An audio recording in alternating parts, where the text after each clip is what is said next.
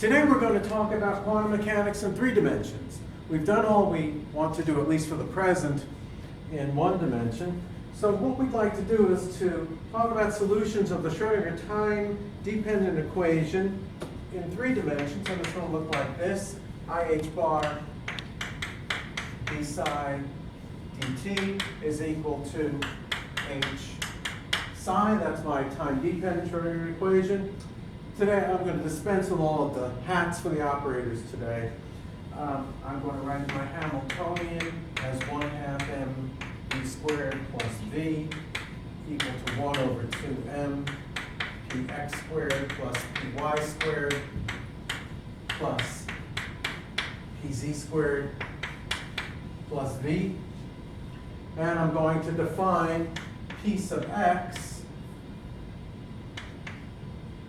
in the quantum mechanical way, h bar over I d dx. Similarly, p sub y becomes h bar over I d dy, and pz becomes h bar over I d dz.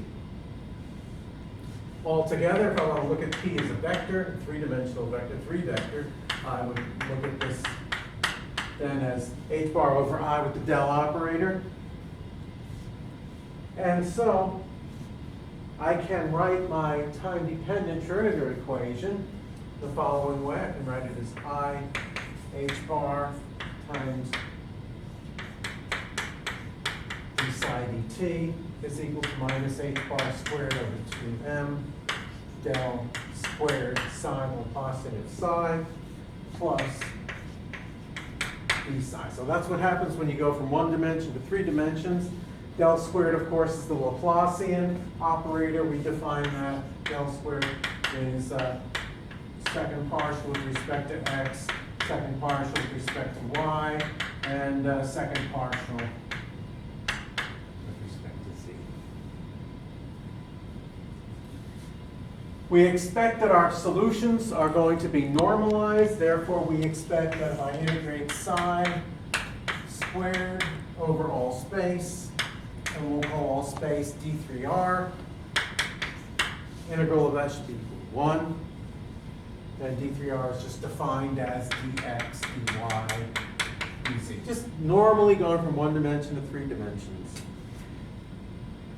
Most of the time, virtually all the time in this chapter, we're going to be assuming that our potential does not depend on time, but is dependent on only x.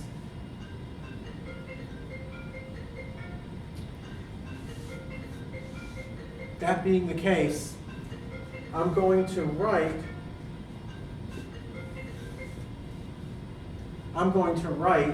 my solution psi sub n of r and t as a complete set of stationary state psi sub n of r times e to the minus I e n t divided by h bar to take care of the time dependence. Psi sub n of r, of course, solves the 3-dimensional time independent Schrodinger equation. And my general solution then can look something like psi sub n of r and t is equal to the sum c sub n psi sub n of r e to the minus I e sub n t over h bar. The assumption is going to be, at least what we're going to employ immediately, is that my potential not only is not a function of time, but my potential, while it can be a function of r, theta, and phi in spherical coordinates, generally we're just going to worry about v as a function of r. It will not depend upon theta or phi, and what we're going to end up using ultimately is a separation of variables method. First off, we can write the Laplacian in spherical coordinates. Del squared is defined by the following: 1 over r squared d dr, r squared d dr, plus 1 over r squared sine theta d theta times sine theta d theta plus 1 over r squared sine theta times second derivative with respect to phi. So that is my Laplacian in spherical coordinates. If I employ that to write the Schrodinger equation, I'm going to have a rather large mess, but it's going to look like this. Minus h bar squared over 2m times 1 over r squared. First derivative with respect to r squared d psi dr plus 1 over r squared sine theta d theta, d psi d theta, I should say, putting in my wave functions, plus 1 over r squared sine squared theta, second derivative of psi with respect to phi, plus b psi equals e psi. So that is my Schrodinger equation in spherical coordinates in 3 dimensions. The assumption is that I can work by separating variables. So I can write my solution psi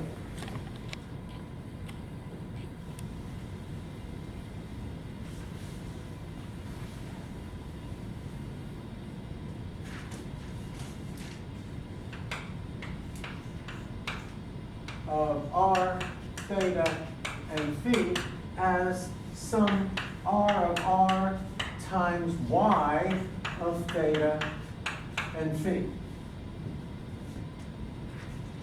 So what I have to do then is wherever I have a psi, plug in r of r and y of theta and phi. And of course that's going to make an even messier equation, but it looks like this. Minus h bar squared over 2m y over r squared d dr r squared dr plus r divided by r squared sine theta d theta sine theta dy d theta plus r divided by r squared sine squared theta, second derivative of y with respect to phi squared plus v times r times y equals e times r times y. I'm going to divide through by y times r and multiply by minus 2m little r squared over h bar squared. Okay? So I'm going to use those two operations, make things look a little bit, not really simpler, but it will give us a way to separate out the terms. And that will give me 1 over capital R d dr r squared dr minus 2m r squared h bar squared v of r minus e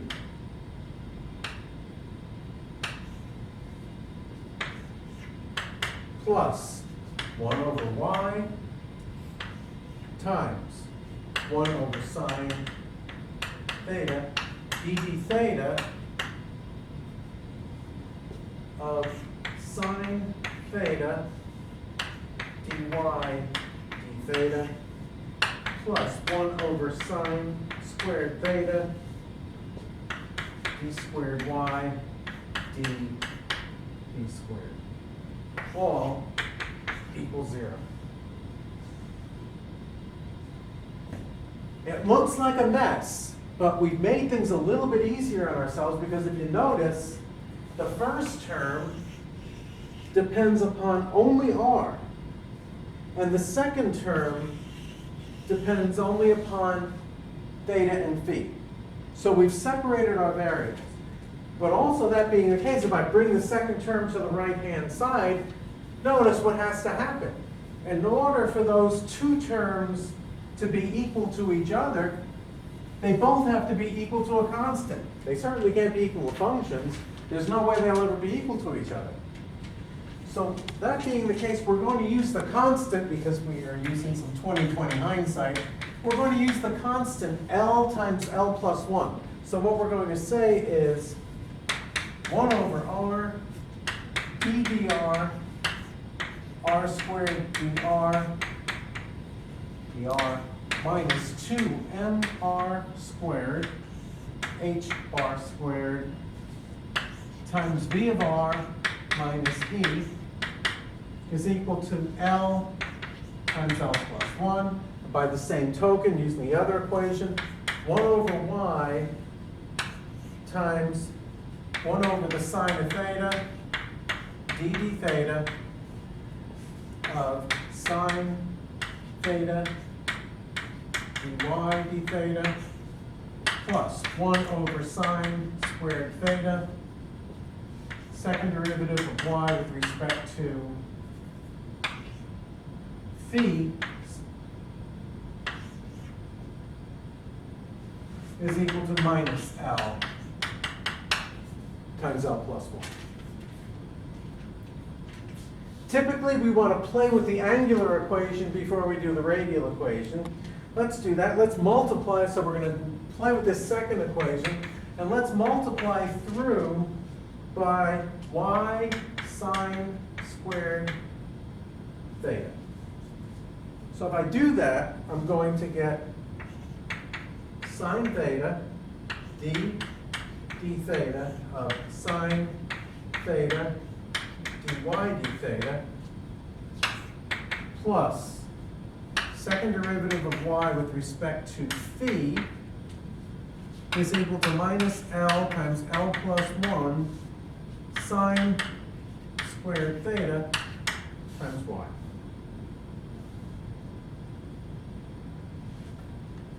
Notice, this solves Laplace's equation in E and M, by the way. Let's separate variables again. So let's write y of theta and phi as a product of capital theta of theta and capital phi of phi. Let's plug into this angular equation and divide through by phi times theta, capital Phi times capital theta. If I do that, I'm going to get the following equation: 1 over capital theta times sine theta d theta sine theta d capital theta d theta plus L times L plus 1 sine squared theta is equal to, we'll call a constant m squared. And then by the same token, pulling the phi part out, 1 over phi times the second derivative of phi with respect to phi is equal to minus m squared. So we've separated the equations. We started with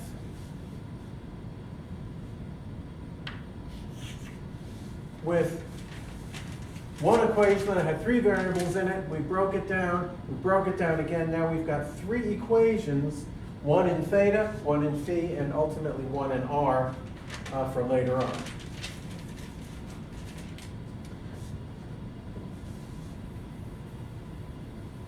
Let's go with the easiest problem first. Let's solve the phi equation, because that's a real simple one. I want to solve this equation. And of course, this tells me phi of phi is equal to e to the I m phi. Also, it could be e to the minus im phi, but we'll cover our bases by letting m be plus or minus. So that will cover everything.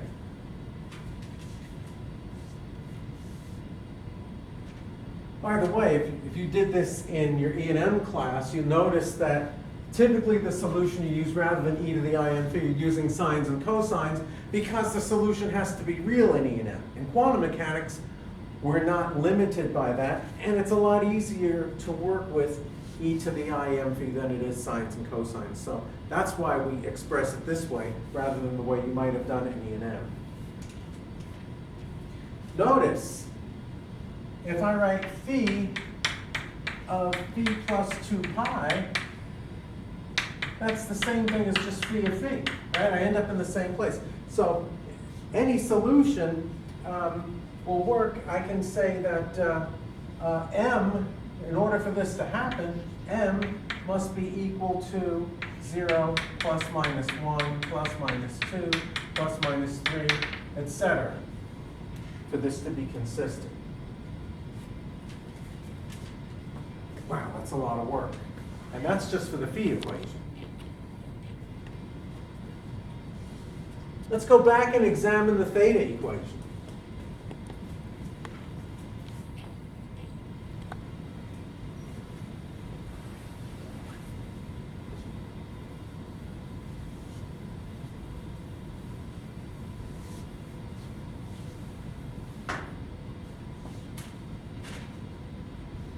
So this is the theta equation. I can bring the m squared to the other side, set it equal to 0. The solution, by the way, of this theta equation, I'm going to write out theta of theta is equal to a p sub ln m of cosine theta, where p sub ln m is the associated Legendre polynomial. Okay, p sub ln. This is a well-known solution to this differential equation. It wasn't just that I could look at it and know what it was, but this is a well-established established solution. We can define the associated Legendre function p sub ln x is defined as 1 minus x squared to the absolute value of m over 2 ddx to the m p sub l of x, where p sub l of x is the Legendre polynomial. We can also define Legendre polynomials using a Rodriguez formula in the following way. P sub l of x is equal to 1 over 2 to the l times l factorial e dx to the lth power x squared minus 1 to the l. First couple of terms, p naught would just be, p naught of x would be just 1, p1 of x would be 1/2 e dx x squared minus 1, which is just equal to x, and then you can go up and up and up, generate them from that generating function. So p sub l of x is a polynomial of degree L in x. P sub L m, the associated Legendre polynomial, is not in general a polynomial, since if m is odd, it also takes on a factor of the square root of 1 minus x squared. So that kind of blows that out of the water. However, we can make our lives much simpler because what we need is not p sub l of x, we need it p sub l of cosine theta.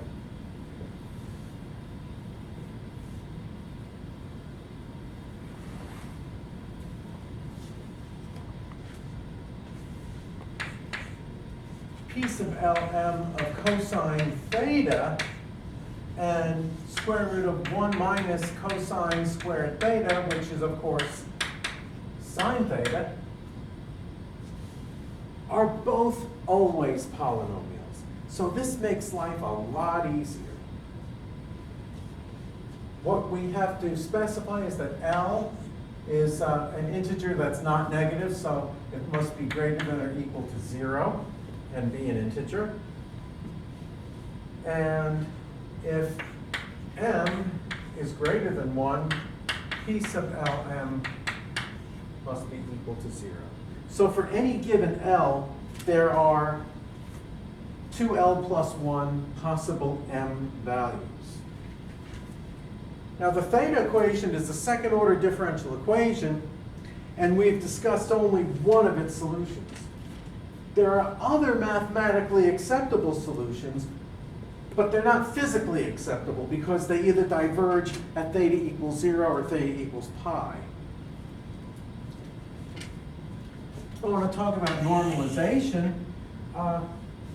In spherical coordinates, d3r, I can write as r squared sine theta dr d theta d phi. Normalization then is integral of psi squared r squared sine theta dr d theta d phi equals 1. What I want to do is normalize each of them individually so that 0 to infinity, capital R squared dr equals 1. 0 to 2 pi, 0 to pi, y squared sine theta d phi also equals 1. These factors, y solutions, y, Lm are called spherical harmonics. Those solutions are a combination, product of solutions, the associated Legendre polynomials from the theta solution and multiplied by the e to the I m phi solutions from the phi equation. So typically we write this solution as y sub Lm of theta and phi. We call them spherical harmonics, and they're tabulated. We can more generally write them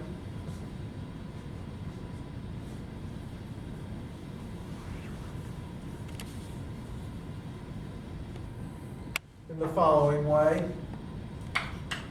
Y sub Lm of theta and phi equals to square root 2L plus 1 over 4 pi L plus absolute value of m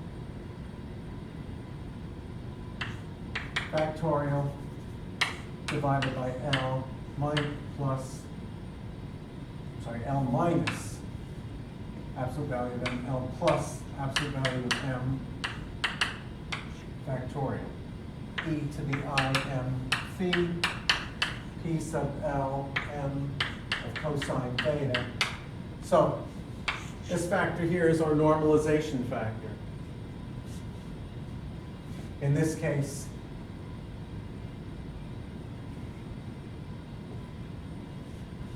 what I expect is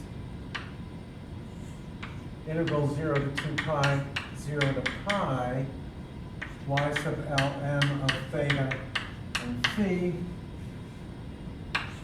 star, y sub L prime m prime of theta and phi, sine theta d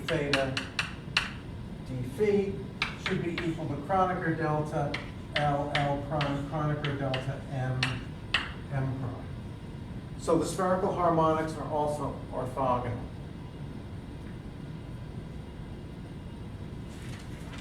So that brings us to the radial equation. And the radial equation depends upon the potential. And so I'm just going to write a general expression for it, and then next time we'll apply different potentials and solve the radial equation. So y theta phi is the same for all spherically symmetric potentials, or central forces, if you will. V of r only affects the radial wave function, so I can write this as d dr, r squared dr over dr, minus 2m r squared over h bar squared, v of r minus e, r is equal to L plus 1 times r. I'm going to change variables. I'm going to let u of r equal r times r of r. My radial equation becomes minus h bar squared over 2m, second derivative of u with respect to r, plus v plus h bar squared over 2m, L plus 1 over r squared, u equals e times u. This looks like a one-dimensional equation. If you look at an effective potential, call that V effective, looks like a centrifugal term. They're normalized, of course. All we need to do is specify V, and we can solve the radial equation to our heart's content. We'll pick up with this next time with an infinite spherical well.